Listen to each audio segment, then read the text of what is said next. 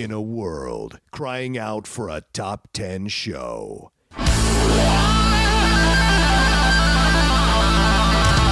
John Roca and Matt Nost are here to bring you the top 10.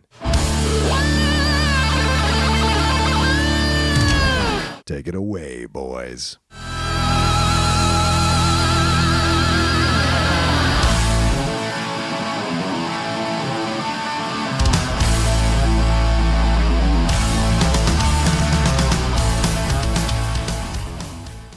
Welcome, everybody, to this week's edition of the Top 10 Show. I am John Roca. I am Matt Nost. And we are here to count down this fun list. Today, in honor of Ad Astra coming out. Correct. This film with Brad Pitt, a space movie. We've done a bunch. We've done top 10 space movies already. We've done a number of things. We just recently did a top 10 Stanley Tucci movies. But we thought we'd go dip back into the actor well and explore this with top 10 Brad Pitt movies. And we did that because I asked for it. I called in a request and said, hey, can we do this? Because it's really easy to just read down somebody's IMDb, and I don't want to have to use my brain to, in essence, right now, if I don't have to. Yeah. I'm at the tail end of a bunch of work. I'd like to get that work done. Can we simplify my life in other areas? And the best part is, I love this list is 15 for me, 16. Yeah. Solid. Oh, Solid. wow. Not even joking. Just like, you know what? People may argue with me that is not an objectively good film, but I like him in it so much. Fair. He sells me on the overall, like Troy. Troy's not making my list. I like him as Achilles. Right. I find it interesting. I think the movie as a whole is like, meh.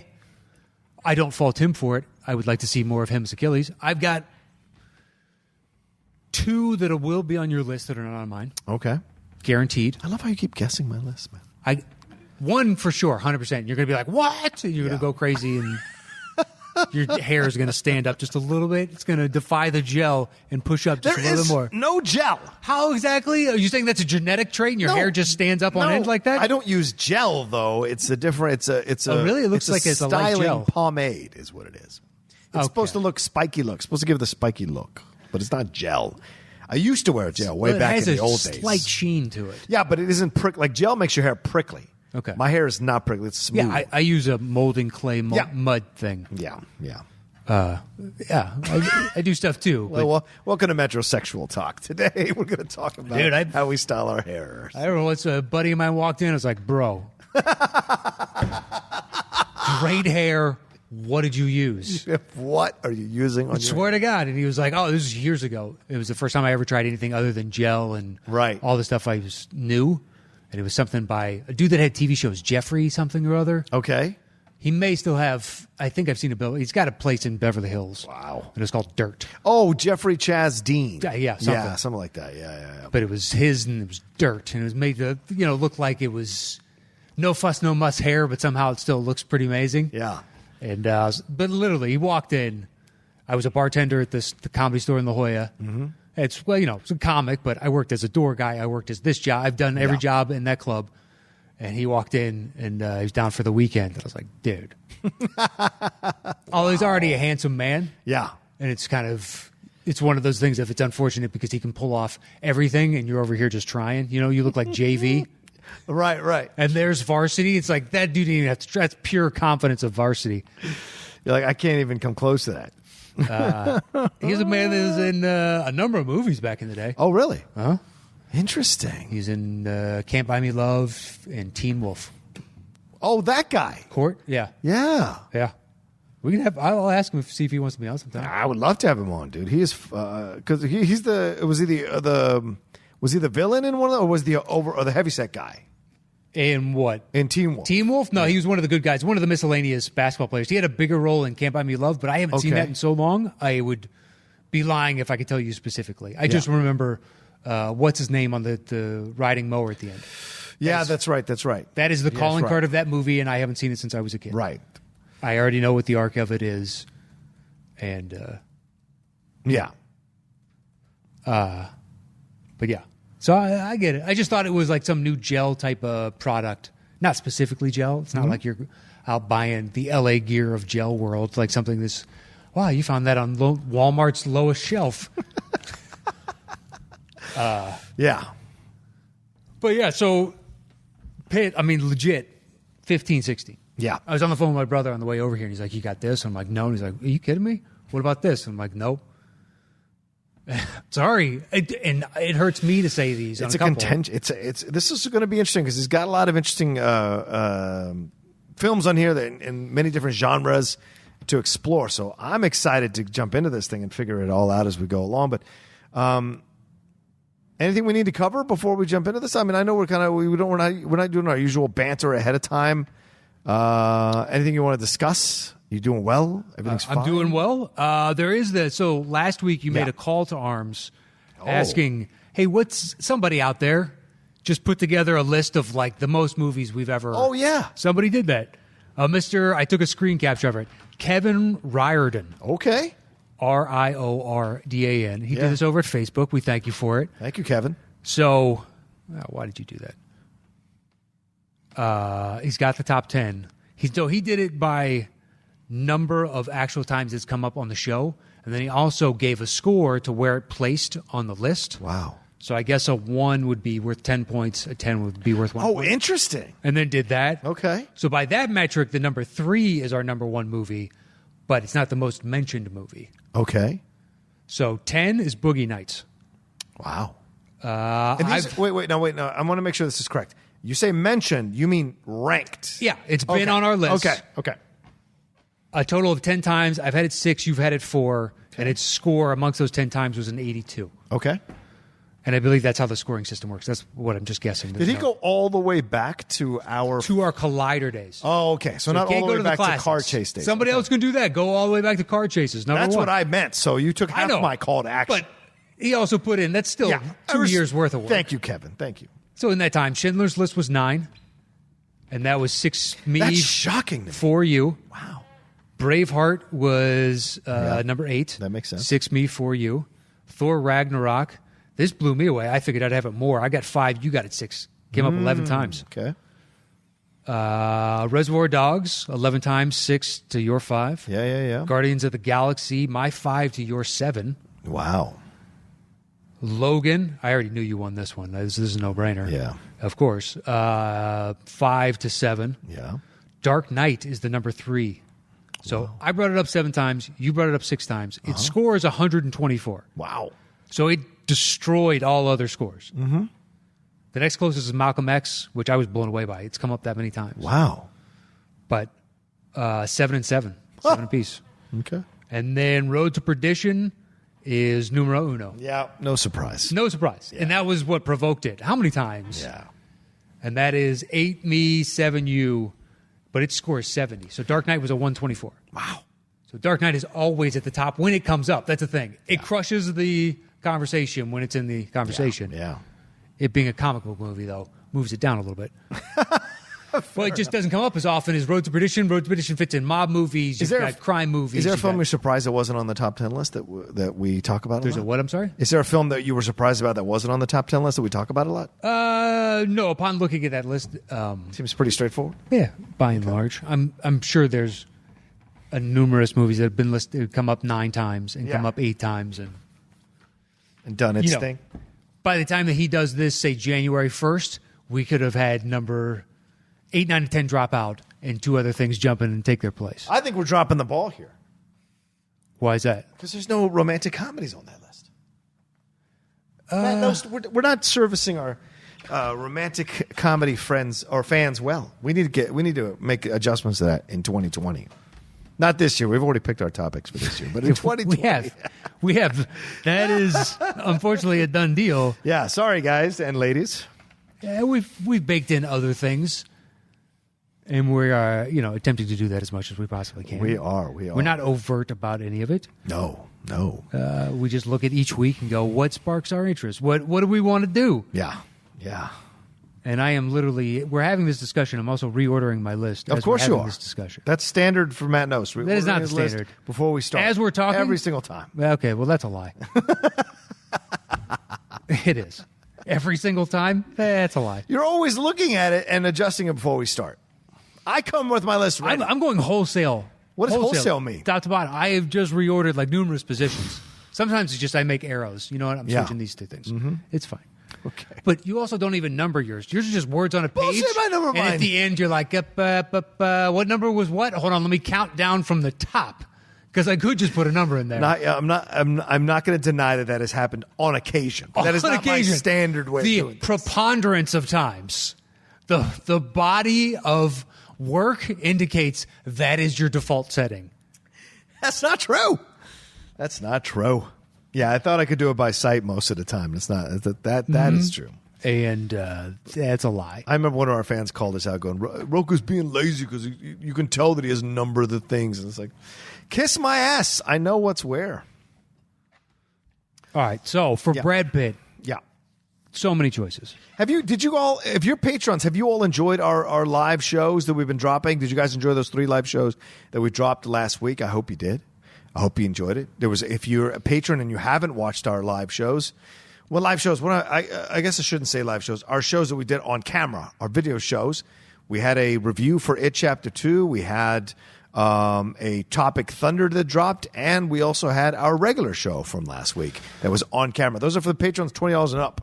100%. Our thanks goes out to Mike Shea and Joe Ibarra for helping us, bring that to all of you. Yep. And Chris Alexakos, Kristen Smith, Matthew Hasso, everybody that helps us, and Mr. Riordan that gave us that great list. If someone wants to go back, we'd actually love if anybody wants to tackle it, because after you do the bit of work in the beginning, it's over. But we'd love a master list, something we consult. Because when we go to try and think of new topics and whatnot, it'd be nice to have a searchable list, just a spreadsheet or something. We go, have we ever done? And you put in a keyword.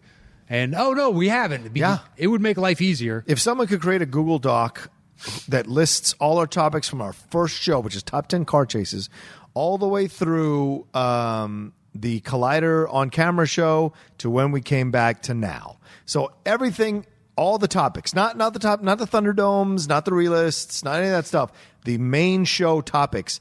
If you create a Google Doc for us or a list of that, we will give you a massive shout out on the show. Yeah, forever. Even give your social media a shout out. If you've got a podcast or a show that you do, we'll give love to that show as well. And thereafter, then it's just adding one a week. Right, which would be easier for us. Super, super duper easy. Yeah. Or if you want to maintain that and you want to be the official list, the list taker. Absolutely. We create a position of glory and honor amongst. He is the official list taker. He or she. I apologize. Right, exactly. I just in my head was picturing some, King Arthur's court, and some guy walks in with a long beard and a scroll, and and he has to rifle through and go back just centuries upon centuries, like what they do in Game of Thrones, right. When he's trying to find the lineage of certain houses. I think it's like the Bible. He begat and it begat and this begat this. This begat this. Begat this. Wow, really? 12 pages of this? It's a lot of begats. There are. I would love that if we had an official person who was in charge of our topics, like in terms of writing them down and logging them correctly. Absolutely give that person a shout out as much as we give Mike Shea a shout out or Alex Sakos or Kristen or Joe Plus, they Ibarra. get a title, the official keeper of the list. That's right. Yes. The official keeper of the list. Yes. On November of 2018, Top 10 Tom Cruise. I like it. Your guy's more Edwardian, and he's got a monocle. It's almost a Mr. Peanuts, but a person. I don't trust the people who are using outhouses in the medieval times. I'll take a Edwardian person who's a bit more intelligent. Okay, so you're disavowing about 99.9% of all human history is what you're saying? What? We just got indoor plumbing. Not just. It's been a few decades. It's been more than a few decades. That we've had indoor plumbing? Yeah. Well, then. It's about a century. Then? But humans have been around for how long? And you're just like, all of you before? Fuck off. Yeah, basically. Although you could say the Romans had plumbing. They had right? They had the aqueduct and all that kind of jazz? Yeah, they had, and it was running water. That's one of the many advantages they have. Mm-hmm. You're a big Romans guy, man. It's fascinating. Do you ever dress up as a Roman, just lay down in bed and feel what No, but like? I probably should now that you say it, If I could get somebody to feed me grapes and fan me with a palm leaf. Wait, yes. Are you a toga Roman or a centurion Roman? Which Roman are you? Which ones do you know the names of? What do you mean, in history or in the films? In history. By and large. Well, the emperors, yeah. Emperors, senators. Right. That's Aurelius. when you say Roman, I don't think of, I got to go up to Gaul and fight Germanic tribes. I think of the in or out, the politics of Rome itself is the first thing that comes to mind. So that's how I... You're a Charles Lawton in Spartacus. you ever seen the hedonism bot on Futurama? No, I don't watch Futurama, so... It's really good. Okay. My friend Eric Rogers wrote on the show. He won really? He won an Emmy for the... what is it? Something of the Clamps. It's something of the Clamps. Some episode called Something of the Clamps. I'd have to see it, but I know I've watched it. I've watched all the seasons several times, plus all the movies. Yeah, it was like their kind of mafia one that they did, and I can't remember what. Yeah. Yep. Yeah. He what was are you talking about? He wrote that, and so he's one of the writers on it, and so it was a big deal. I remember we all got together at this bar downtown where we have this club called Drink and Draw, a club that our friends started, Dan Panoche, a couple of the comic book writers, Dave Johnson, and we went down there because Eric's episode happened to be screening that same night on Fox. So we rented out this room where people came and had signings and all this kind of jazz, and then when the show started, everybody shut the fuck up, and we watched the show. It was pretty awesome. That is pretty awesome. Yeah, it was cool. Eric's great. He's a showrunner for a number of animated films, and he's cast or shows rather. And he's cast me in a couple of things, which is really nice of him. But anyway, that's not what we're here to talk about, Matt Nost. We're to talk about a top 10 Brad Pitt films or movies, and we're gonna have a little fun. There's some doozies on my list, some doozies on your list, I imagine. So, do you want to tell them how the show works? Once we set a topic, we go our personal ways and create individual top 10 lists. Show back up here. I do my bottom three. He does his bottom three. I do my next two. He does his next two. Then we trade one apiece. Once we have revealed our personal top 10 list, we create the shows between the two of us. All right. Break it down, son. I literally reordered, and I wrote it in the same order. Are you happy with this? Because it's a final list. Are you happy with this as a final list? I'm trying to squeeze on another movie. How can there's only 10? I know. You're not going to do 10A, 10B. We're not doing I've never done 10A, 10B. I always make a choice and say, here the two are going, but I'm making a choice of. Okay. It's not like you when we did duos. I can't remember what it was for, like action duos, and then you snuck in Han, Leia, and Luke, and you're like, well, that's a trio, motherfucker. That was 4 years ago. You still haven't let me go. I've forgotten that thing. But that's an example, whereas yours is just hypothetical because you don't have an example. I have proof. That's because I'm an old man and things go out of my head. Go ahead. Suddenly an old man. It's convenient. And then other times, your memory is amazing. Well, true. So like a you steel trap. selectively forget what you choose to forget at times. I'm not going to deny that. Well, as is your right as a human being. That's true. I just came with evidence. So, yes. Okay. All right. At 10, I've got Killing Them Softly. Ooh, okay. Nice choice. Good film. Not on my list. It's a very small, quiet, simple film about, a hitman, so to speak, but he's never, it seems more true to life. Okay. A job needs to be done, and he brings in somebody to help do the job or whatever else, and then ultimately he's got to do the job. It's beautiful. Mm-hmm. It's interesting if you go, I haven't sat down to actually think about all of the story that they're trying to tell, because the backdrop throughout the entire thing is the economic downfall. So anytime a radio is on or a TV is on, you hear President Bush and then later on President Obama talking about the financial crisis, the looming crisis. Here it comes, and then we are all one people. And meanwhile, they're representative of what is actually happening in the streets. It looks like it's happening in Detroit. Yeah. It's just destroyed inner city and sparse existence, and we're all out here rats scrambling for crumbs. Mm-hmm. And meanwhile, this backdrop of all these people making decisions that fucked over, here's what the day-to-day reality is. Yeah. And I liked it because he's playing a heavy, but he's not hamming over the top as a heavy, just through confidence and sheer force of will. Yeah. And I think we'll go back to rewatch it for that reason, and that's why it sneaks on instead of another one, which that one, had that one made, it probably would have been number 9. Okay. One of those type of things, but I knocked that off. Okay. Respect. Yeah. I remember seeing it. I saw it once. I remember feeling the same way. They didn't overdo it. It's very chill. Mm-hmm. I enjoyed the 70s look, 80s look of it, and everything that happened around that time. And then, well, no, this would have been. Oh no, I'm sorry. Yeah, you're right. Early 2000s, just the way they were looking. I like the leather, or mid 2000s, the leather jackets and all that kind of stuff. Mm-hmm. I dug the way they looked, and Brad Pitt was badass with the sunglasses, everything like that about him. And so I remember that much about it. Is Gandolfini in this? Gandolfini's in it. Right. Is the killer that doesn't do shit. Yeah, that's right. And Liotta. Ray Liotta's in this? Okay. He runs the card game that gets knocked off. Okay. And then, the guy that's got a really interesting name. Kind of like Skeet Ulrich, but doesn't look like that dude, but his name is... In my head, I associate him the same as Walter Goggins. Okay. He was in Black Sea as the guy that worked for the company. He's done a lot of TV. Okay. He was in, is there a Scooter or something? Scooter? Scoot McNairy? Scoot McNairy. Oh, yeah. Scoot's great. And Ben Mendelsohn. Mendelssohn's fantastic, yeah. So it's all solid top to bottom. Absolutely. Good casting. Who directed that? Was it Dominic? I forget who directed. I don't remember.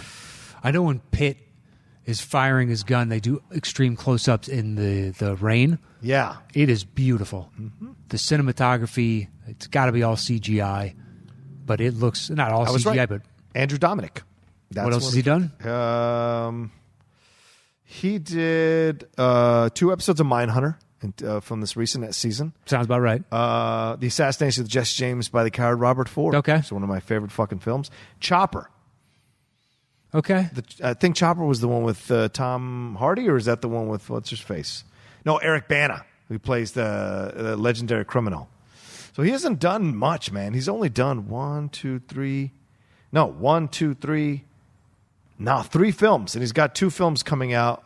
Something called Blonde with Ana de Armas, and Adrian Brody, and then something coming out called War Party. I like just that got name. announced. Yeah, with Tom Hardy. Yeah. Okay. So you've got my interest. It's interesting. It doesn't work a lot.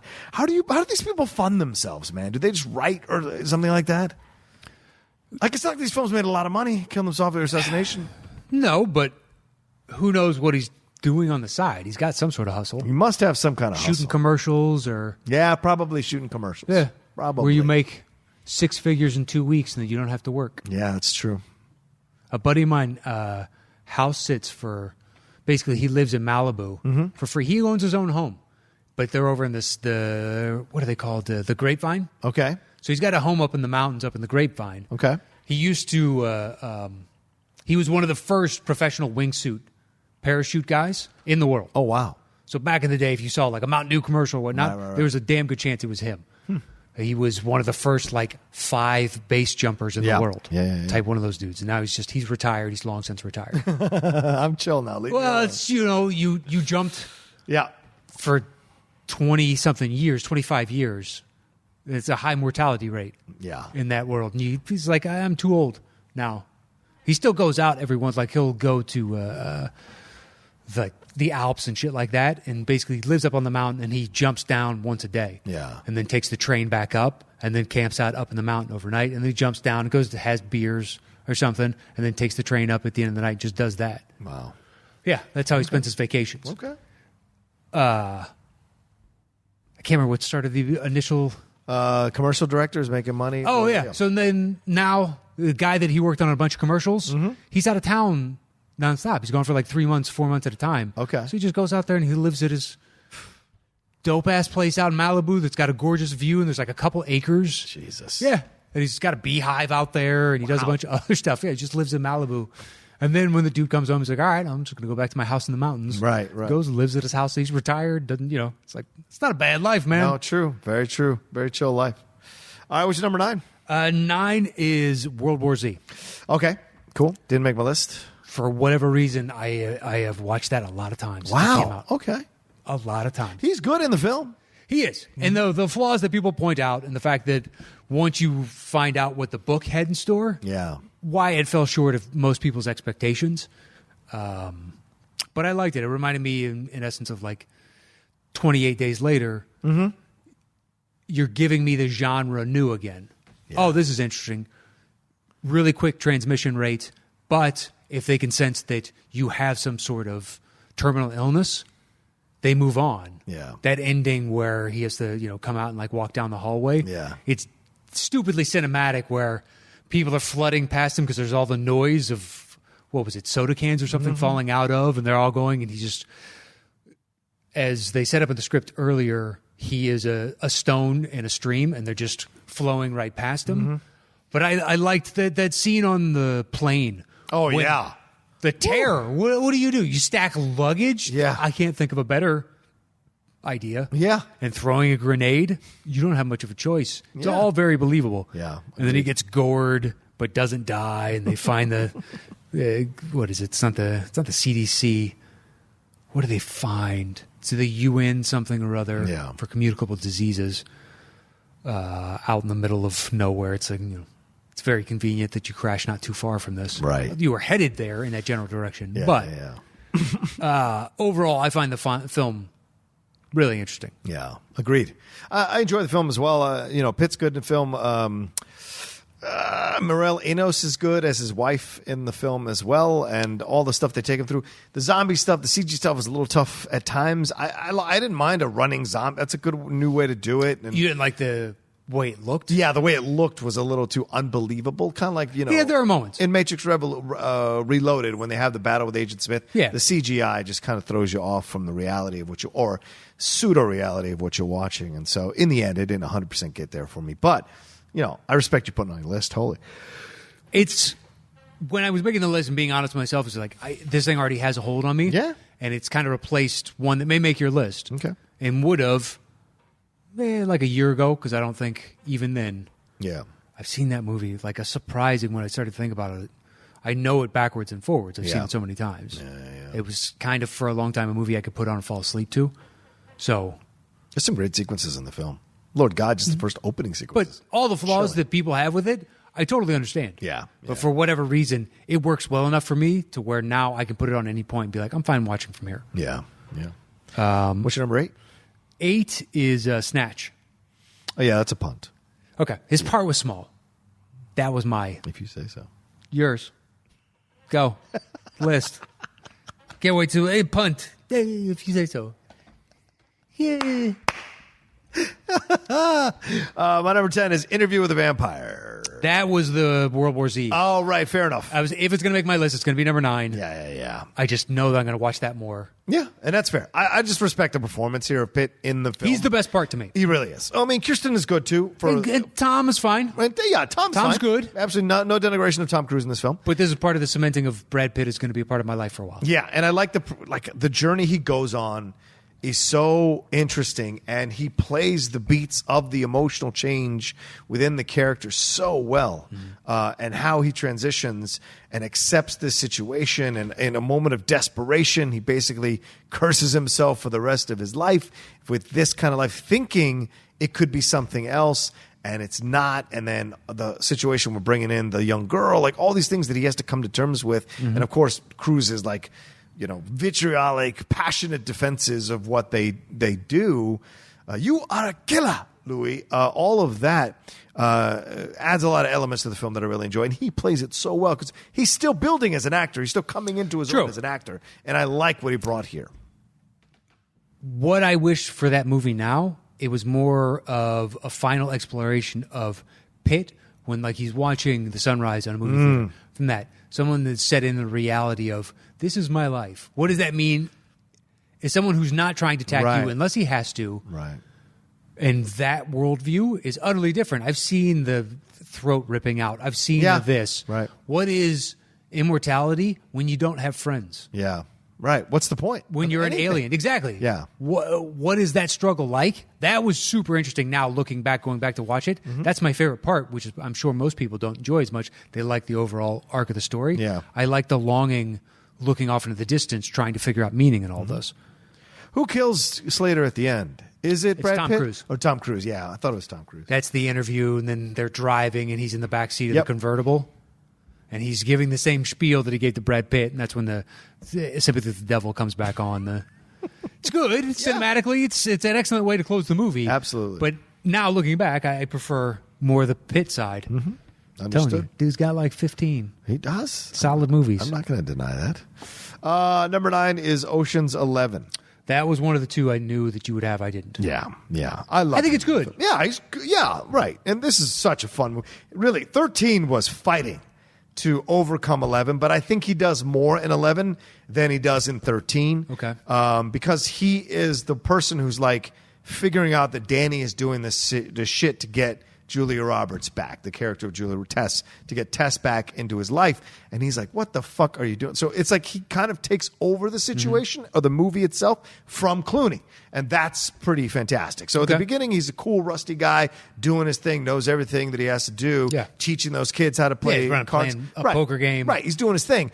And he's kind of second fiddle to the Clooney storyline. And then all of a sudden, he becomes the top fiddle for a little while until the end, and I like that. And so it's more interesting than what he does in 13. 13 is just him like having fun.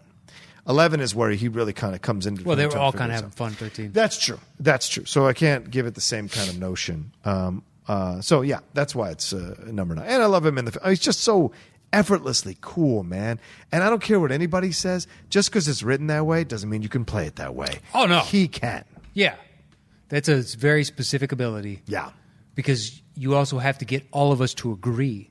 Yes. It's cool. Yes. And nobody, when you know somebody is trying to be cool, there's nothing that looks uncooler than that. You can see right through it. You can. Yeah. And when he does it, you're like, yeah, it's fucking cool. Yeah. I don't know. It's one of the inexplicable. It radiates. It does. Right? Yeah.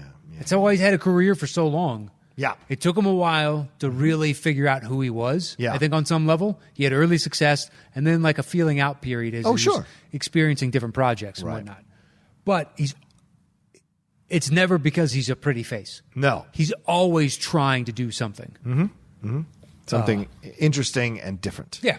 If nothing else. He easily could be some vacuous just face. Oh, sure. Coasting on looks. Yeah. But trying to find the measure of these individuals that he's playing and bringing to life tons of different characters. Mm-hmm.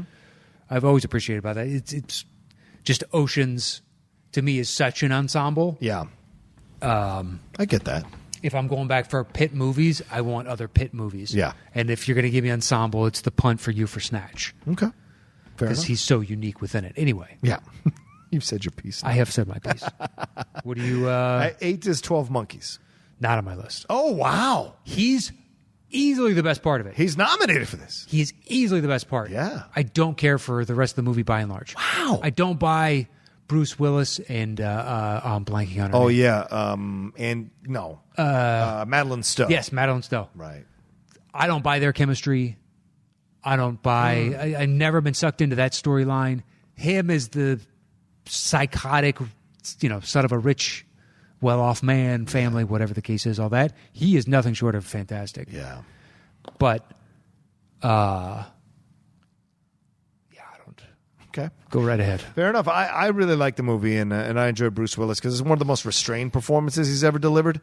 And Madeline Stowe this is Madeline Stowe as like her last gasp at being kind of a leading lady before she transitions into this kind of more character work, and then eventually comes back, of course, in that show Revenge. And now lately, every once in a while, she'll pop up in something, and it's always great to see her. But Pitt's fantastic in this. It's it could be an easily like an overly done caricature, but he actually makes it believable and makes it unsettling, and his switches in emotion and transition and all of it. You just kind of buy it all, and he imbues it with this kind of like I don't know, electricity that I really enjoy, which helps me enjoy the movie as well. And it's probably, honestly, it's close to maybe the best Terry Gilliam movie ever made. I'll be honest, in my opinion. Let me see if I've got this right here. If it is the best Terry Gilliam movie, which I might be killing one of our future lists by looking it up this way, but it's certainly up there. I mean, I'm not the biggest fan of Brazil and these other more avant-garde films, but certainly as a director, I think 12 Monkeys. I mean, Fisher King, I guess, is maybe a better one. But yeah, Fisher King is probably a better one, but I would argue with 12 Monkeys. Yes, of course. All right, well, that's my choice. What's your number 7? My number 7 is Moneyball. Holy shit, that's a punt. Okay. Wow. Okay. I think I go back to rewatch these others more than that. That's why. That's fair. What's your number 6? 6 is Big Short. Okay, not on my list. Oh, really? It's an ensemble piece. It's such a massive ensemble piece that for me... His part is tiny. It is. And it's not as memorable as the other parts, I think, with Carell and Bale. To me, the whole movie is memorable, every part. Okay. Because I enjoy it that much. Fair enough. That's why it's made it... He plays, the guy that saw this coming and got out of the industry, knew that it was corrupt and disgusting and, just rotten from the core. Mm-hmm. So he got out years ago, is living off the grid, is, doing all that stuff. So yes, his part is small, but I know that I will rewatch that over and over and over again because I do to this day. And every time it comes up, I like the fact that it sparks my brain into I learned something and had the emotional ride of trying to figure out how we got ourselves into this just crazy mess in and of itself. Yep. I mean, it came up on both of our lists last week for Wall Street. It did. It'll come up on, if we did a Christian Bale, if we did a Steve Carell, if we did a Ryan Gosling. Trying to think who else potentially. Oh, yeah, Ryan's in that thing. I forgot about that, yeah. Adam McKay for sure. Yeah, sure. If he ever gets the 10 as a director. He's got a shot. Sure. Well, after, Vice and he's got the previous work of all the comedies, you can always go back to the comedies. If the dramas stop working, it's a second career is coming back with comedy again. True. He'll be working for a while. It's like when those rock stars go back to country music, and you're like, oh. Yep.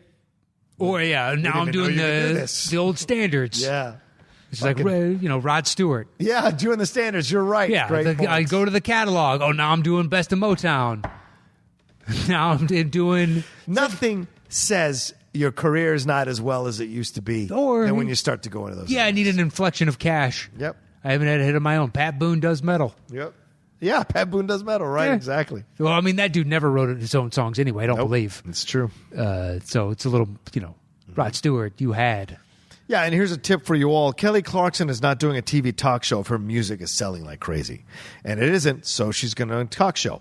You know why Katy Perry jumped on to American Idol? Because her music isn't selling as well as it used to. Here's an opportunity to make $15 million doing a show where you get to criticize other people's talent. Jennifer Lopez, same thing. Making all that money. You know why? Because her music and her movies don't sell. This is how it works. This is the reality of the situation. So, it's the same situation here in that way.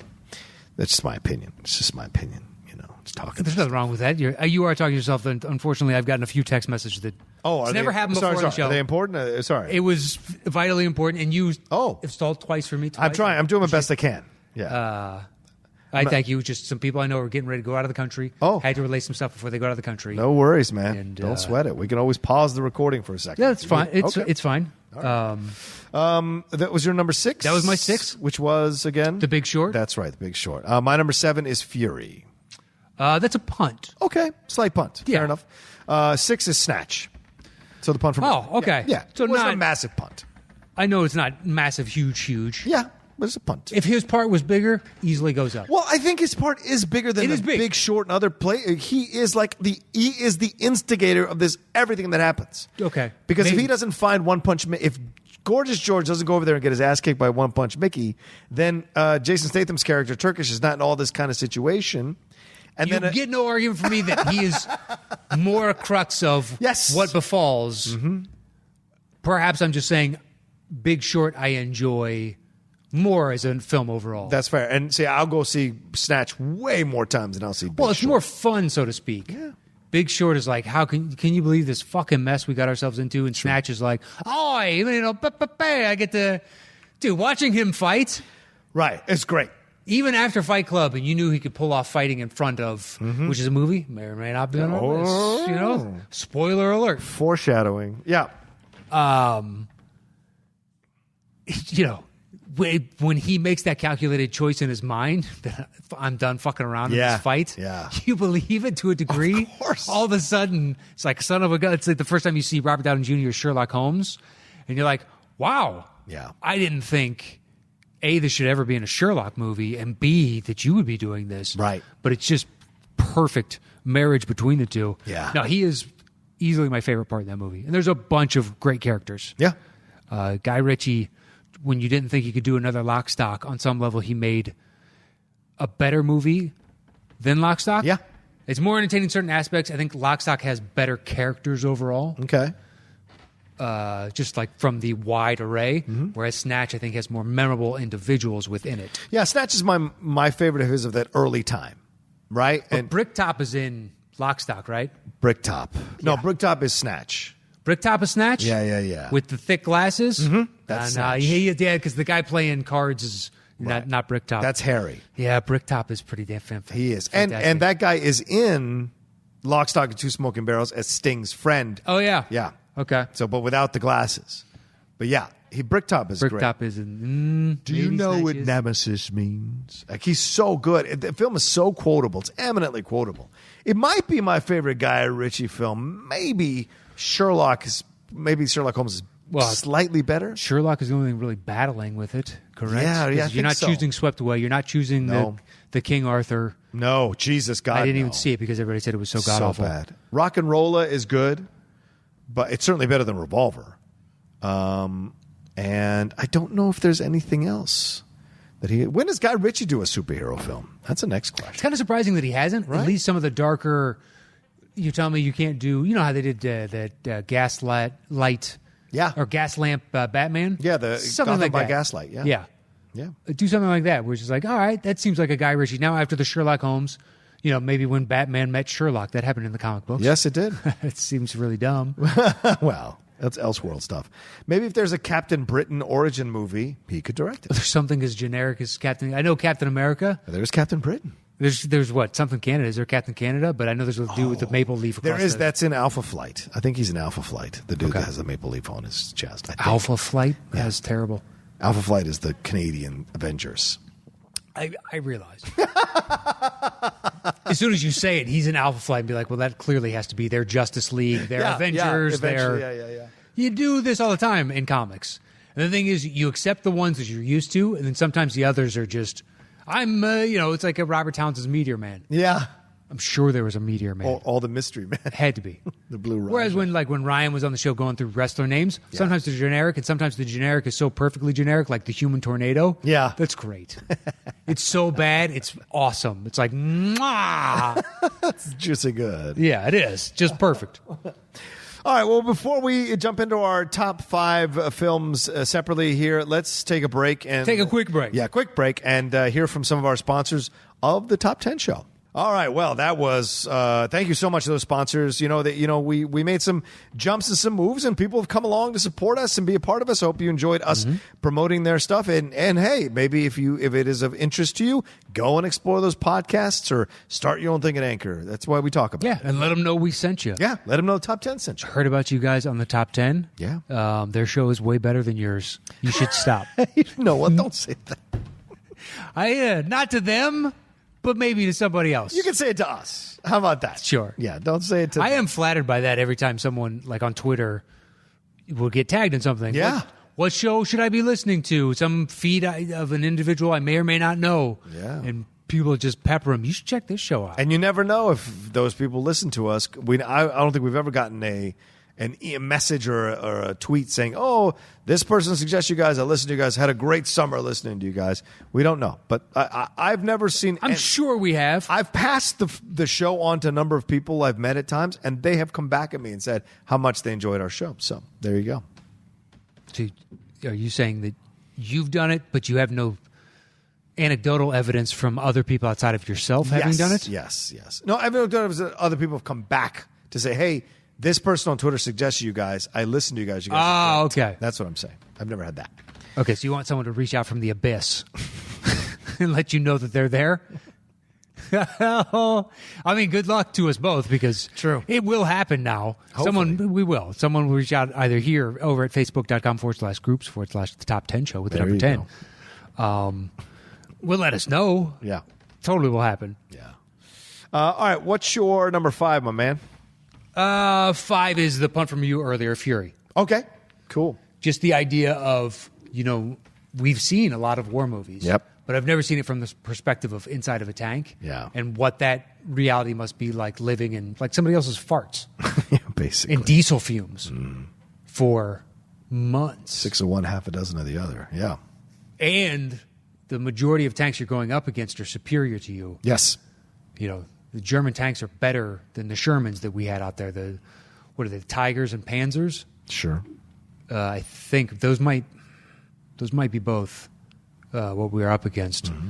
But ours were quicker. We sacrificed armor and caliber of weapon Yeah. for speed. And it was also quicker to manufacture, I believe, and get them onto the battlefield. Mm-hmm. And theirs could destroy us. That's why in this one they had to do like an end round and shoot them from behind, I believe. Yeah. That's the strategic move. It's one of the few places they can get them. But I can't, was it like Band of Brothers where they wait for it as it's going over? Maybe it's Saving Private Ryan, over a trench, and they shoot it from the bottom. Yes. Because the armor is weaker there. Right. But the perspective of that world and the type of kind of psychological construct you have to create from Brad Pitt's perspective. Yeah. Sometimes you have to let the brothers beat up on the brothers, and other times you need to step in the middle of it. And they try and gain some sort of moments of civility, him and Shia LaBeouf, when they meet the woman that's roughly his age Yeah. and her age. I think it's Shia that goes with him, isn't it? And have a lie amongst themselves to have a facsimile of real life as they make them a meal, and he's reading the paper or whatever. And then Barenthal shows up and vulgars up the place because that's what war is. Yep. It's a dirty little thing. Exactly. Reality comes barging right back in. Oh, you playing fucking house over here? Oh, yeah. Like just the vulgarity of, but if you want to live, you need that in your life. Yeah. And what Michael Pena's in it. You know, it didn't get the best reviews, and my friend was working as a casting assistant, and Barenthal came in to read for something, and Barenthal was like apologizing for being in the movie to the casting director or the person who's it's like, don't judge me off that movie. Really? That movie was just, and I'm like, dude, you were fantastic in this film. Playing just a fucking less educated, big, I don't want to say thug, but big bully. Right. But for our side. Yeah, and you tell me you don't understand that character, like you don't understand how that's just a character you're playing, like the cast director can see past that. So I thought it was an interesting thing, but that's the window into an actor, is like really wanting you to go like, well, no, don't see me as just that. I can do this, I can do that, I've got the skills to do all these kinds of things. So I guess he caught up, because like you mentioned earlier, Matt, when Barenthal does one thing really, really well and he crushes it when he's doing it, so maybe he's afraid that he'll get typecast in a certain thing if people start to only see him as part of that or playing that part only for certain films. And so maybe that's what he was. This gave him range, though. Great. Yeah. This is a different, like, instead of first to second, we might have made it to third here. Yep. I hope he tries more. Like, I don't know that I ever need to see him in a comedy unless he just crushes a comedy. He wants to. I mean, he started out sure he does. doing romantic comedies. His persona now is such a specific. I don't know if you want to dilute that brand, because you could legitimately work in action films and the like for the next 20 years. Yeah. Especially if you're content to have smaller parts in excellent films. Yep. Agreed. All right. So then that was my 5. What's your 5? The assassination of Jesse James by the coward Robert Ford. That is a punt. Nice. That is a punt. I'm very happy that's a punt. Okay. What's your 4? My 4 is Once Upon a Time in Hollywood. That's a punt. I struggled with that one. I think it's so brand new. I've only seen it once, and it already made it to that. So, I hear you. My 4 is 7. Oh, that's a punt. Okay. What's your 3? Well, this is going to be fun. My 3 is Jesse James. Okay, let's talk about it. 2 Andrew Dominic films on this list. Fascinating. On your list. Yeah, when guys work with specific directors, there's a very good chance that director is going to come up. When you have your muse, so to speak. Yeah. It's like Scorsese and DiCaprio. Or Scorsese and Pacino. Not Pacino, but De Niro. Yeah.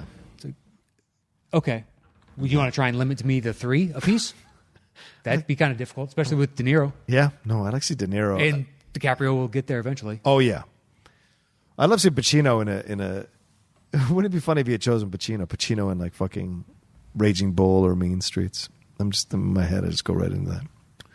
I think Pacino could do Taxi Driver. Totally. Raging Bull, I don't think. You never knock me down, Ray. That would be funny. He just doesn't have the physical presence. No, he never has. And then even if he put on the weight, maybe. He's a small dude, though, man. It wouldn't have worked. You still have the imposingness, whereas the mania of Taxi Driver, Pacino could pull that off. Oh, yeah. Totally different vibe, but yeah. Anyway, he says this is a great Western. I call this a lyrical Western.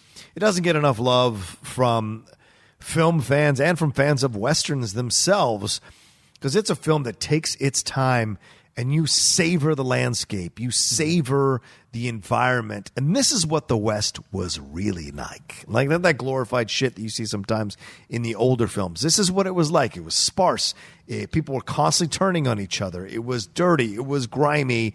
It was not fun. And being around a guy like Jesse James with his, which has been documented in a number of novels, with his proclivity to turn on a dime because of whatever he was experiencing in his brain, was not as exciting as you think. And I liken this to that Azzarello Joker graphic novel where this guy wants to really work for the Joker. And once he spends one whole night working for the Joker, he never wants to work for the Joker again. Okay. Because getting close to your heroes sometimes, you find out what makes them tick, and it scares the living shit out of you.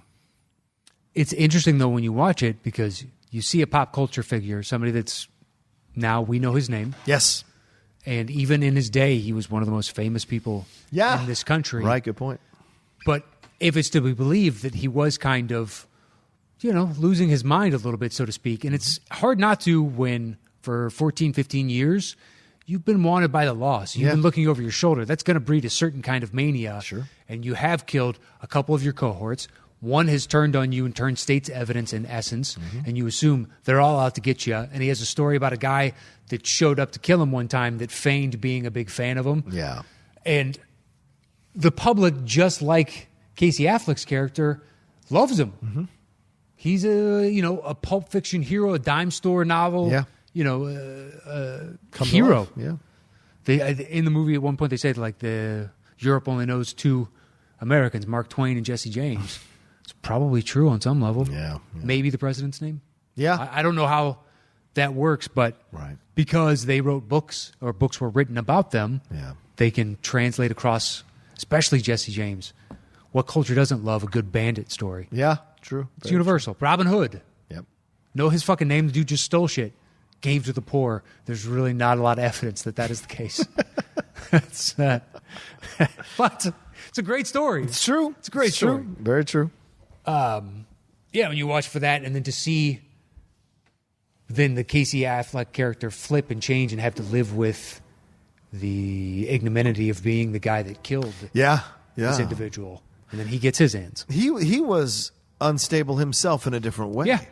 Right? I would argue he's on the spectrum, the way Casey plays him. Sure. And when he does what he does, he's been building up to it. It's a tough film to watch, too, because Mary Louise Parker... Sorry, who plays his wife? Sorry. It's late at night. Mary Louise Parker plays his wife. Her reaction when he shoots Jesse, and she's just like, why, Bob? Why? Like, it's so painful to hear, man. It's reserved. Yes. Because on some level, this was always coming. Right. But in her home, that's where the real shock comes out. And for someone that they fed and catered to, and sure. Who she didn't like. She didn't like. She was always suspicious of him. True. Yeah, but it's like, the next day when they're supposed to go out, I think it was the next day, that's when you anticipate him not coming home. Right. That's when you can steel yourself for those moments. Right. Not the unexpected nature. But if they had to live under this constant fear of someone that was beyond charismatic, that transcends the age, that they happen to... He was mildly educated white kid from rural Missouri. Yeah, Missouri. Grew up idolizing this guy and eventually gets to hang out with him. I can't even fathom. Yeah. I guess to me that would have been Michael Jordan going, you're on my starting five. Yeah. You're hanging out. Yeah. And the whole time, because I always say that I think Jesse knew that this guy would eventually. Yeah, I have no idea. Yeah, I have a feeling about that. And so it's like if Jordan invited someone who he knew would eventually supplant him, I grew up watching all his games. Now he's 35 on the championship, the tail end of his career, and I'm just good enough to be drafted. And he's specifically, he's like, "You're my two guard." Yeah. Like, oh my god, that's the only thing I could think of. Because that's how large he loomed in my childhood. Yeah. And I played basketball. I still play basketball. And I still follow that. I love that fucking sport. But if you're that good, that is the dedication of your life at 20 years of age. True. Do you still to have that happen. You still play? I didn't know you still every once and again. One of my coworkers pushed me down, though, and I fucked my knee up so hard. Oh, no. You should have seen me clicking away at my desk, though, the rest of the day, writing up reports. Just Fire in my eyes. Kiss my ass, I man. could have melted the screen. Kiss my ass, dude. That was concrete on bone. Did you just call me booed? No, dude, I said. It really kiss my sounded ass, like you dude. stumbled over that and called me booed. Kiss my ass, man. That hurt, that fucking But shit. we both sing a lot of the same songs, you know? True. Nothing wrong with that. I got a greatest hits. You got a greatest hits. And so, man, and there the twain shall meet. Yeah, well, you know, thankfully, though, we're such interesting individuals. There's going to be a volume 2, and there's going to be a volume 3. And at least I hope so. Because I want to get back on that court, man. I was looking at those new LeBrons. Ooh, those are nice shoes. Or the Greek Freak ones, the swipes. Those are nice. I've only seen a few pictures of it, but I haven't seen them up close and personally. They have a Coming to America version, which is weird. Oh, why? That's perfect for him. A great tie-in. That's Coming to America? Yeah. Although he's not. That's what I'm saying. He's Greek. That's a riches to rags story. He is a rags to riches story. Exactly. But he did come to America. Well, that's right. But he's Greek. He's not freaking African. And the way his Grecian coach uses him on their team in FIBA is interesting at times. He got tossed the other night for an offensive foul. Oh, yeah? I think he fouled him out. And no way were the guy's feet set. Yeah. There's been a few interesting calls in FIBA. Are we still in it? Goaltending. Yeah. Okay. A goaltending call that France got away with Rudy Gobert, but then Australia knocked them off. Joe Ingles had a gorgeous move on his teammate, Rudy Gobert. This old man fucking layup. It was so good. And what the best part is, it goes in. Gobert goes under the rim to instantly turn the ball in, and Jingles is giving him a fucking stare down. So good. Fuck you, Frenchie. Yeah. It's just like, I got you, mother. We are still in the middle, but Yes. yeah, it's a quiet Western. I like that it takes its time. I could see where that would turn other people off, but I think it's a movie, a story that merits it. Hell yeah, man. That and Open Range are the two films that I try to get people, Western fans, to see more, because they're films that are long and take their time, but they're fantastic for the ending. All right, so that was your number 3, right? Correct. So my number 3 is Fight Club. That's your 3? Yeah. All right, that's my 2. Okay. What can you say? Reordered. My 1 was pretty much always cemented. Okay. But the top 4, they're all kind of floating around in. Because once upon a time, I could easily see supplanting both of those Oh, you're right. after I see it more than once. Fair enough. This film is still works, holds up. Yeah. I saw it again a few months ago from beginning to end. Oh yeah, for Cinephiles, because we did it for Cinephiles. I fucking love the movie, man. I do. Him and Ed Norton? Ed Norton have such great chemistry, and it makes you wonder, like, what the fuck happened to Ed? Like, Ed, you would think, would have a stronger leg up than Brad, because Ed was writing his shit. Ed was doing his shit. He was more of an art house actor. You would think by now he'd have like 3 or 4 awards. I think that's the problem, is he got too big for his britches too quick. Yeah, maybe, man. Well, it's just, denigrating superhero films now and lamenting the fact that this Hollywood only does superhero films and be like, well, you did one too, and it failed. It's easy. There are stories of him being difficult to work with. Yes. Like he only took the Italian job and phones that the fuck in because he was under contract with, is that Universal or Paramount? I think it's Universal, yeah. Okay, so he's under contract. He had a 2-picture deal, and the second one where they said, you have to do the Italian job. He didn't do any press for it. Yeah. He didn't do anything else. Looked down his nose at it. I think he just did that one too many times, and he didn't have enough hits to back up that type of attitude. Yeah. That's what it is. Look, is the guy talented? Supremely. Absolutely. Supremely. Go watch Primal Fear Right. and know that's, I believe, his first film. It is. That's fucking incredible. American History X, that dude is the same dude. It's the same rage that Jake Gyllenhaal has. Yeah. Where you can, like a chameleon, I think Gyllenhaal is actually even better at it, personally. But Jake doesn't look down on shit. No, I think Jake, knows how to play the game, baby. Knows how to fucking roll them bones. Of course, because he comes from a family who did play the game. Yeah, that's Caleb true. I'm sorry, the other Gyllenhaal. Like, he just comes from a family that does it. So yeah, they've done it before. So, yeah. Anyway, yeah, you're right. Being a jerk ends up like, because now he's like, seventh banana on a Wes Anderson. Well, he's got film. that Motherless Brooklyn or Brooklyn Motherless or whatever coming out where he's got Tourette's. Yeah. I don't know. I saw the trailer and it left me questioning whether or not that's going to be good. Yeah. Could just be a bad trailer. I don't know. Okay. But in this, I didn't see it in the theater. I actually held off because I thought it was this hyper masculine, that just a Mountain Dew commercial in a movie. Right. Fucking, we're skateboarding over a pit of vipers who are on fire, and fuck yeah, dude, look how rock hard I am. That's what I thought. I didn't know anything about the book. Right. I knew I'd heard the author's name, but I hadn't read it, and I didn't know shit. Mm-hmm. And I was college one year. I had to be out of my apartment, and a friend of mine had it was like a group of 4 girls, and they had a house, and 2 of them were gone for the summer. They're like, we got 2 bedrooms, and there's one that had, in essence, its own side of the house. And they're like, why don't you just take that? You can have your side of the house. Yeah. And just cover rent on one of the rooms. Like, sweet. And they had a stack of DVDs, and I watched it there, and it's like 2 a.m. Should have been in bed. It was blown the fuck away. Yeah, man. It's like, why was I an asshole about this movie? It's so good. And then from then on, just it's only topped by one other. Although I think Once Upon a Time could leap over it. I've got a feeling. Yeah. The direction is incredible from Fincher. The colors in the movie, the movements within the movie as well. This idea of him starting some movement against the establishments, institutions, and then when you realize the twist in the movie, you're just like, oh my God. But also, the movie has a commentary about our society throughout the whole movie. Our slavish devotion to our material things that we own and have them defining us. This idea that we need to be part of a cult in order to rebel in some way, and what that can lead to as well, a fanatical nature of being part of a cult like that. What it can do to you to indulge in your violence too much, like what he does to Jared Leto. That is pure and unadulterated jealousy, envy, and selfishness.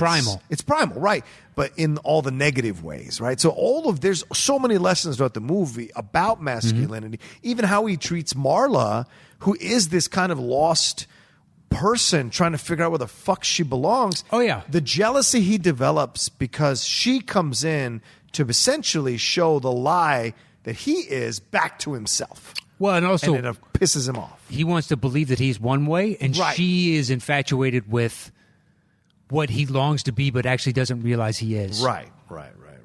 Yeah. Yeah, and it's one of those. Brad Pitt comes out in Thelma and Louise, and he was in sure. head bit parts on Head of the Class, and I remember on Growing Pains. Right. And like all these small little this, little that, little, and you just think he's a face. Yep. He puts out something like this, and like, it's impossible not to enjoy your work. Yeah. I want to not like you because you're so handsome. Yeah. And you're so talented that now I think I'm falling in love with you. I've had a soft spot in my heart for Brad Pitt ever since I had to be honest with myself, because like Legends of the Fall was tough to not put on this list. Oh, really? I had a hard time. A River Runs Through It was hard to not put on this list. That was easier for me, but Legends of the Fall was real tough. close. If you like Brad Pitt, this is sheer. I mean, I honestly would drop it for Interview with. I would drop Interview with the Vampire and put Legends of the Fall. I wanted to do it, but in the end, it was tough. For me, I've seen Interview, and I will see Interview more. Yep. Because that end scene, Hopkins with the stroke, it kind of kills the film to me when it gets a little much. It does. It gets a little too much. And the brother, what's his name, who's in a bunch of movies at that time, and A River Runs Through It. Oh, yeah, Aidan Quinn. Yeah. No, it's not Aidan Quinn. Which one? The other one? Henry Thomas is the other brother. Okay, well, it's the main one he goes fishing with all the time. That's River Runs Through It. Yes. That's Craig Sheffer. There you go. I realized he was the focus. He was basically the center of that storm. Right. And Pitt is this kind of wild, fucking horse that needs to be tamed. But I found his character and portrayal more interesting in that. But anyway, dude's got a lot of work. He does. A lot of work. All right, so that was your number 2? That was my 2. So my 2 is the Moneyball, the punt from earlier. Wow, really? Yeah, I love him in this movie, man. It's such an interesting performance because it is so confident and relaxed and paternal, both in how he handles Jonah Hill and how he handles his daughter and how he handles the team.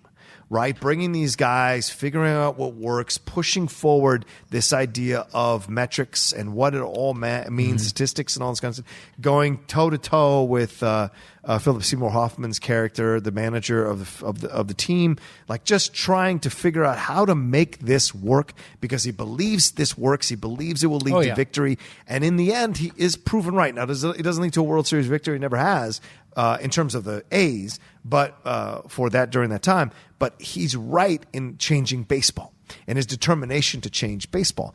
And so it's such a deceptively difficult performance. And I love watching him in it because he makes it seem so effortless, but he is doing so much inside, mentally and physically, in creating this character. And I love the scene when he's working out and they're breaking the record and he can't even watch it because he has a thing about it. The one time he goes in to watch, they lose. Yeah, right. He has a thing about it. There are other GMs that have those characteristics, but the fact that mentality has now spread to the rest of society. Right. It moved into other sports, and now other people try and look at data within their field and go, how can we replace this? How can we improve this? Just allowing the math to help, make some of the decisions. When he's sitting in that scout meeting, and they're trying to figure out which prospects are the best, and in essence, it's a bunch of guys going, that dude's got a big dick. We should definitely hold on to him. And you're like, what is that? You ever seen his girlfriend? No chance. This guy's got no chance. And you're like, what does that mean? Yeah. It's like when Lovitz finds, I don't remember the actress's name in A League of Their Own. Yeah. She's not a looker. Marla but she Hooch. can play. Yeah. Marla Hooch, she can play. Just like you can't let the looks of the individual overshadow the talent. Doesn't make any sense. This is a sport, not, Right. That's a different competition. But yeah, that's what I say. And I think he got nominated for this one. I think, or people wanted him to get nominated for this performance, and I see why. He's so incredible in it, and it's such a completely different type of performance than we've seen before. Because it's not dynamic. It's not wow. It's more restrained, and in the restraint, there's he could do more, but the fact that he doesn't, I love that about it. So, that was my. Okay, so what's your number one? One is a punt from you earlier, 7. Ooh, okay. All right, number 1. That was my number 4, so okay, go ahead. This is one of his movies. I think it'll stand up for a long, long time. Oh, yeah. It's such a simple premise, the 7 deadly sins, and a killer that follows the 7 deadly sins. Mm-hmm. And sometimes you can't believe that didn't exist before, even in real society. Right. People kill for all kinds of dumb reasons. Oh, if Mindhunter is to be to believe, Son of Sam wasn't doing exactly what he said he was, which is kind of brilliant if that is true. That was my favorite scene of the series, of the season. Season 1 had more of that. Yes. You got to sit in and talk with the killer. Absolutely. Season 2 was now putting this into practice, what we've learned, which makes sense. And season 3 probably will have even less conversations with a serial killer, more about the cases. Maybe they go back to basics. Maybe. Kind of like John Wick 3. Hey, let's go back to the world we've already had. Yeah, maybe. I hope so, because those are the best parts for me of season 1. It's like, this is fascinating. Right. So the stuff that we all take for granted now, like taking trophies, I know that about serial killers. Yeah. Going back to the scene of the crime to relive it and be enthralled, like the idea that individuals at that time didn't realize that, like it makes all the sense in the world because this is where they felt most powerful in life. Mm-hmm. Then to them, they had complete control in this moment. And how often can any of us say that? Yeah.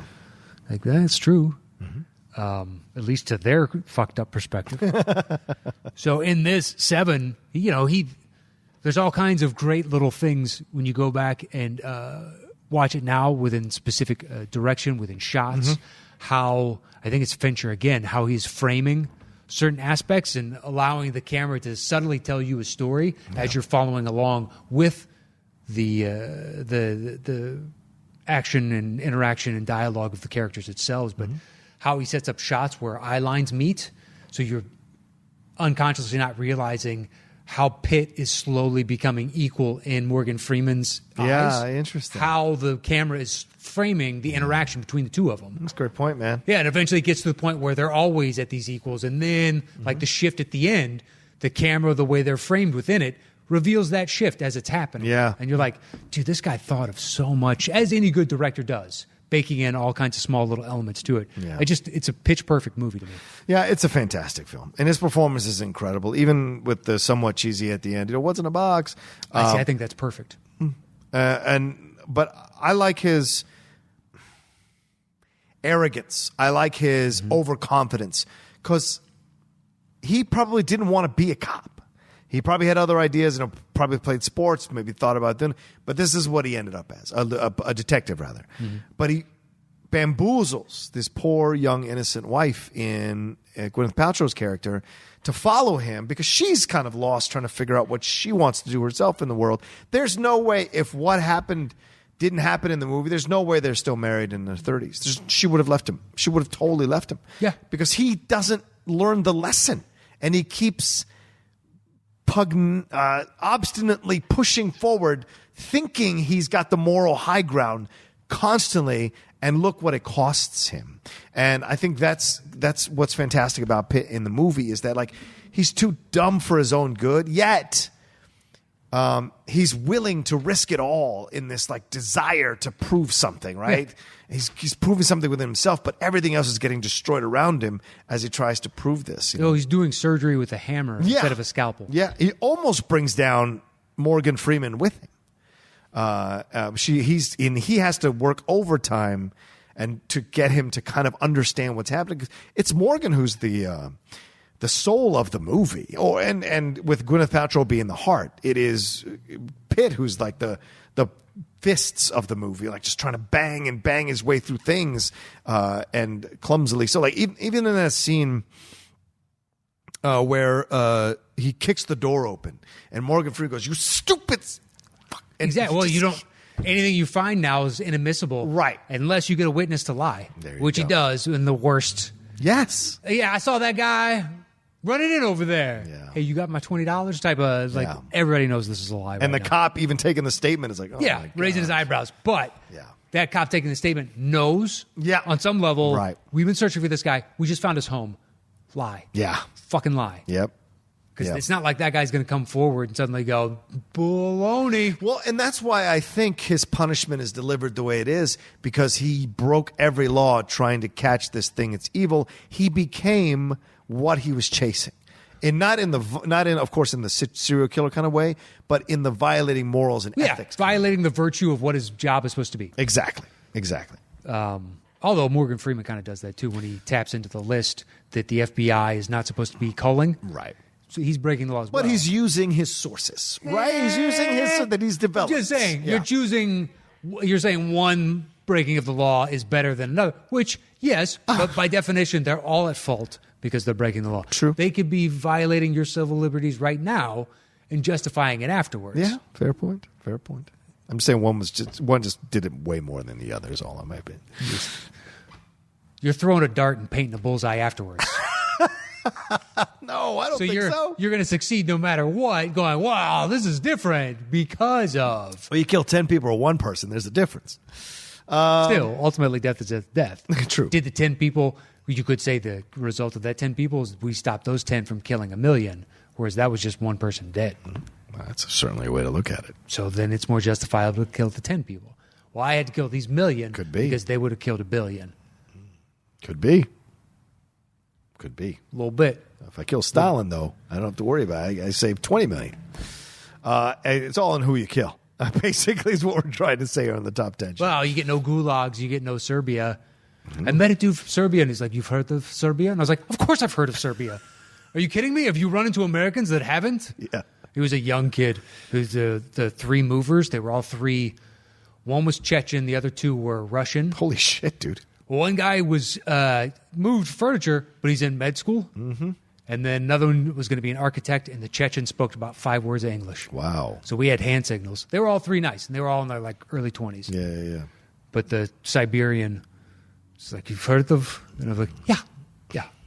Everybody here, by and large, has heard of Siberia. We all know about It's a reference within our culture. I didn't say all this, but I was just like, yeah, of course I've heard of Siberia. Of course. Yeah. No one wants to end up there. All right, that was your number one? Yeah, so your number one is Once Upon a Time in Hollywood. Once Upon a Time. I was so shocked that it went all the way to number one for me. But how many times have you seen it? Twice. Okay. He is so fucking good in this movie, from top to bottom, beginning to end, every scene. It is prime Brad Pitt. He is stupid in certain moments. He is incredibly precise with his violence in other moments, and he's confident throughout the movie. He plays status of hanging out with a guy, and he never... Oh, that's one of the best parts. Yeah, he never co-opts the dude's success or fame. He's just there for the ride. He's there for the ride. And when he drives back to his house to eat the beans and hang out with his dog, he's not depressed. That's just his life. He accepts his life as it is. But I like as he progresses through the movie, when you see him in certain moments, like that reaction to his wife, and who knows if he kills her or not, but the look on his face when he's listening to her nag at him about something. Yeah. And then later on when he's having that conversation with Kurt Russell, and then the conversation with Bruce Lee, which, obviously that's controversial how they portrayed him, but like there's so many great sequences and scenes with him. He steals the movie from DiCaprio, in my opinion. He's the reason I enjoy that movie more than DiCaprio. See, I think DiCaprio steals the movie. And you're talking to a guy that's been in love with Brad Pitt since 1990. You joke about Ryan Reynolds. Yeah. Brad Pitt, you got to... That's your real thing. That's a legitimate... Okay. It's like dude, for what... I mean, I've seen almost everything he's ever done. Right. There's a few, like I haven't seen Babel. I haven't seen Tree of Life. Yeah, I think Tree of Life would have made my list if I had watched it. It's the one Malick that I haven't seen for some fucking I'm not the biggest reason. Malick. Yeah, I am. I'm crazy stupid about Malick. Long, ponderous shots where you have to come up with all the psychological and philosophical discussions on your own. True. Thank you. It's true. Just these sweeping, beautiful shots. Beautiful. Yeah. And I have no idea what exactly the character is mulling over in their head right now, but it looks amazing. Yeah. It's usually 10 thoughts at once.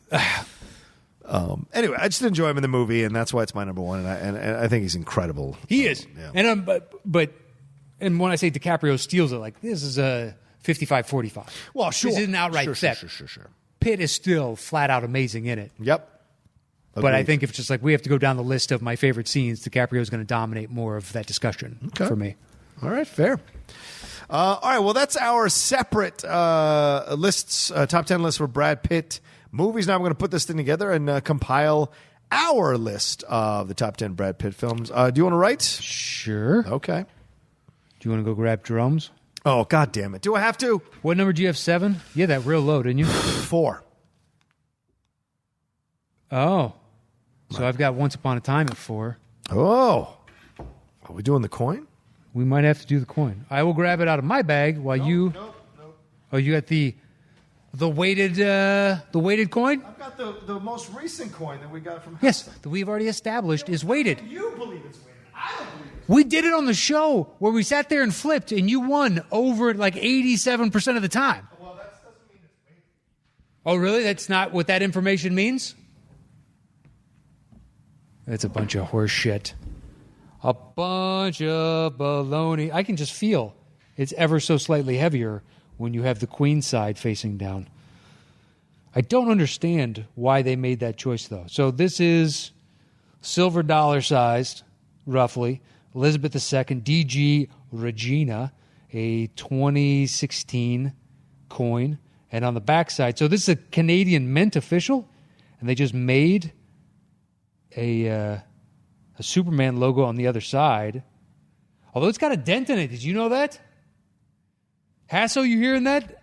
Roca dented your coin. It is no longer a perfect circle. It has a slight imperfection on the side. We probably shouldn't be using this to flip it. It's a nice coin. I don't know. It's freezing here. It's like they turned the AC on. Yo, do you know there's a dent in the side of this? In the coin. No, you could see it flat out. Yeah, dude, I sat over here and I said a bunch of terrible stuff about Texas, and then I threw it against the wall. Of course I did. Don't say shit about Texas. Just to the left of the logo there.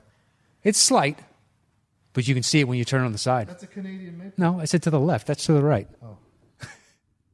You see it? Yes. See? Look at that. I did not see it. It came up with Queen. He jumped. He grabbed that super quick. See? Queen.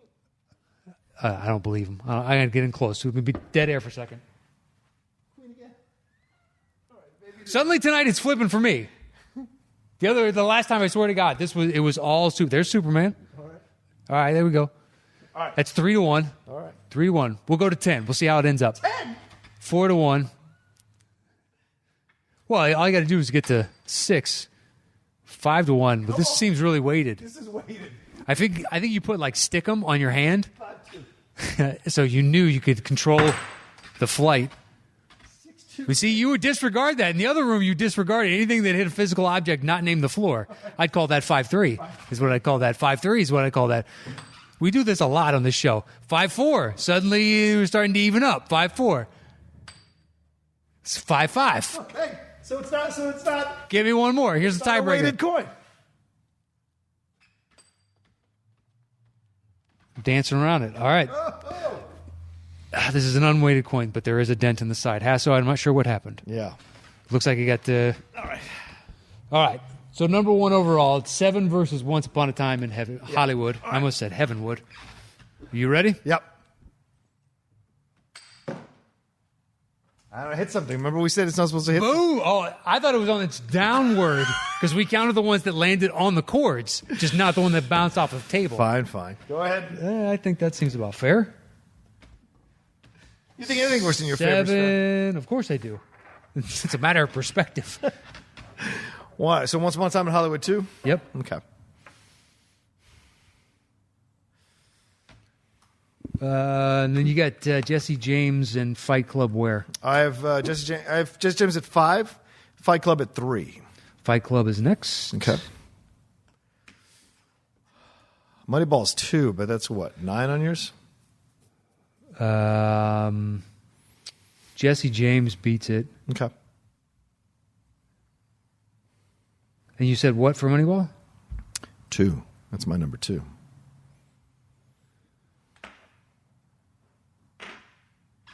Seven. Yeah, that wins. Okay. Moneyball. Where are we up to? That's top 5 is done. Okay. Where'd you have Fury? I think we had 5-6, isn't it? 7. So at that 5-7, Big Short you don't have. Nope. Snatch you got where? 6. Okay, so Fury then Snatch. Okay.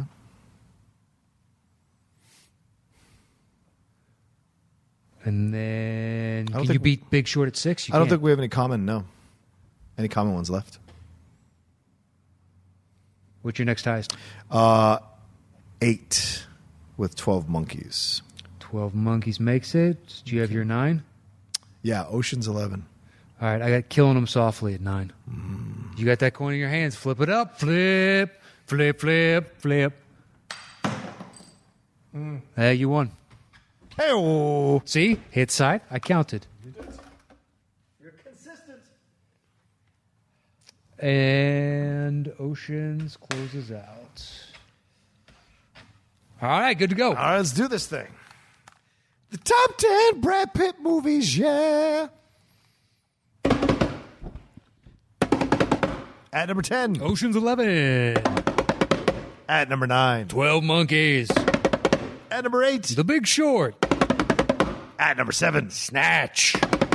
At number 6. Fury. At number 5. Moneyball. At number 4. The assassination of Jesse James by the coward Robert Ford. Thank you. At number 3. Fight Club. At number 2. Once Upon a Time in Hollywood. And our number 1 Brad Pitt movie is... Siete. Well done. What's in a box? All right, well, there you go. Thanks, everybody, for listening to the Top 10 show this week. The Top 10 Brad Pitt movies. Really appreciate you all taking the time to download our show and enjoy and retweet the show and tell everybody you love about the show. It really helps us keep growing step by step, so appreciate that greatly. And we hope you enjoyed the 3 videos up at patreon.com. You can find those videos over there to our, I believe it's Chimp Strong and Above tiers. Join us over there. We throw out all kinds of different stuff for classic shows, topic thunders, shout outs, relists, blah, blah, blah, blah, blah, guys. We got so much. I'm forgetting tons of things. There's so much happening. Head over to patreon.com/the top 10 with the number 10. and join the discussion over there. And you can follow me online at Matt Nost, MattKnost. Yeah, you can follow me at The Roca Says on Twitter and on Instagram. And, of course, all the different things I do there. And, of course, stuff at Collider. So thanks, everybody, for listening this week. We will talk to you next time on the Top 10 Show.